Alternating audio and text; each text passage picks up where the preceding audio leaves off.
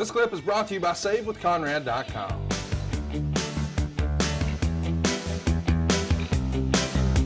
Hold on a second. Tully and JJ, here we go. We got back-to-back promos with them. Here's our first one.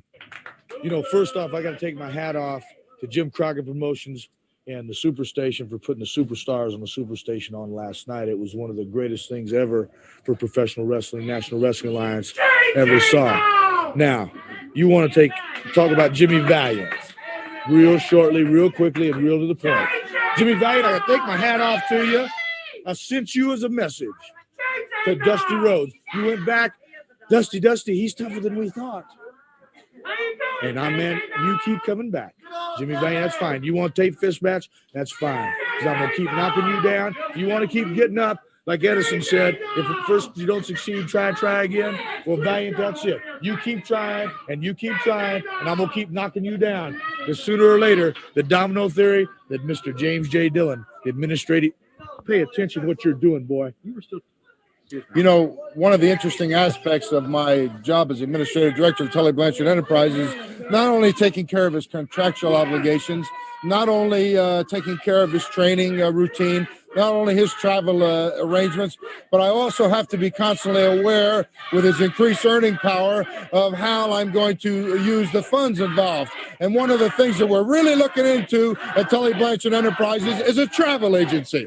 And I would like to have a real unique travel agency because with Jimmy Valiant talking about tape fist matches, we are going to send Jimmy Valiant, the Boogeyman, on a trip, compliments of the new travel agency from Tully Blanchard Enterprises. And if he wants to take a trip to Venus, I want him to meet Venus. And if he would like to go to Mars, I want him to meet Mars over here. And maybe if the Boogeyman finds his lucky day where we're feeling real generous, we may send him on a double trip, Wapo to Venus, and on the way back, Wapo, we're going to send him to Mars.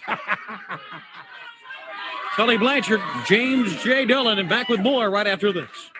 Dude, if you think we're not going to have Tully Blanchard Travel Agency t-shirts by the time this airs, you're wrong. There's a story behind that too. But I like Tori's, well, he said, pay attention, boy. Anyway, tell me about your Tully Blanchard travel. Oh yeah. This is kind of an inside thing that no one really knew about at that time. We had a travel agent that we used exclusively. Her name was Lindsay Barbie. Oh, what a name. Yeah. Lindsay. And Lindsay was a very attractive young lady. Imagine that. Yeah. And guess who was having an affair with her? J.J. Dillon. Yes, he was. Yeah. And he ended up marrying her. And they had children, and they're no longer married, but that no one knew it at that time. She was much younger than him, right? Yeah. So this is the one that he moved to Connecticut with? Yes. Uh-huh. Yeah. Because Lois and I had dinner with him when we moved to Connecticut. And Lindsay and Lois got to be friendly. And so that was that little insight. I guess maybe it was a message to Lindsay. I don't know. But I don't think I knew at that time that they were seeing each other. Maybe I did. I don't know. But that's what having an affair. I mean to cut you off. Do you mean that they were two single people who worked together and started a fling, or do you mean at the time they were both otherwise involved? I think I shouldn't even say because I don't even remember. For some reason, I'm thinking that. Well, you said affair, which makes people think that he had somebody waiting at home while he was diddling. I don't know if was he married? I don't think he was. I think maybe she was. I don't know. Well, there you go. J.J. Dillon is officially Mr. Steal Your Girl. I don't know. So, I don't know, but make that a t-shirt.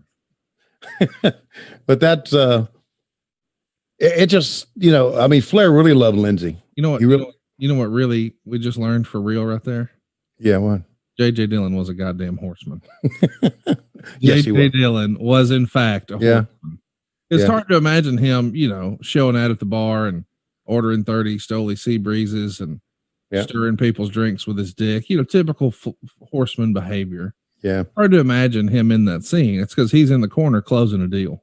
Yeah. Well, when you got a minute bucket full of nuts, Johnny Bench, then obviously you're going to do that. But that's why I said it, buddy. Hey, it's Conrad Thompson. Thanks for checking out the podcast here on YouTube.